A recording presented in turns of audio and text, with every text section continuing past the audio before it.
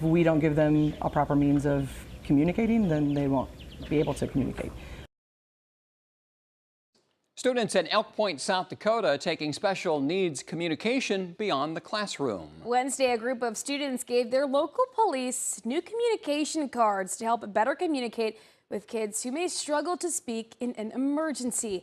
KTIV's Jacqueline Aragon was there and joins us live in studio this morning with details. Jacqueline, what can you tell us? That's right, Al. Kaylee, I took a trip to Elk Point where their police department was graced with a gift from Miss Cass's structural education class. And now their local law enforcement is left with a new way to communicate and able to better serve children with special needs. Special needs communication is a big deal here at the Elk Point School District. They even have these communication signs throughout the halls. But one class is taking it even further by bringing these communication cards to the Elk Point Police Department. Help, tired. To feel like they are in a safe environment when they're in a stressful situation, and so having this means of communication is going to help them do that. The new communication cards have the same verbiage, color coordination, and layout.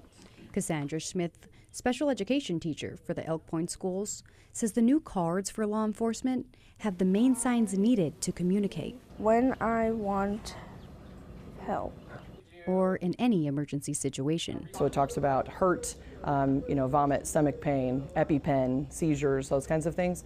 All to ensure kids in Smith's structural learning class feel safe. Students with the disabilities, especially those that are nonverbal, this is their way that if they don't have their communication device with them, that the law enforcement would have one to provide that looks similar to the ones that they would use based on it being the same program that they use in their devices at school. And if he says, Clara, how old are you?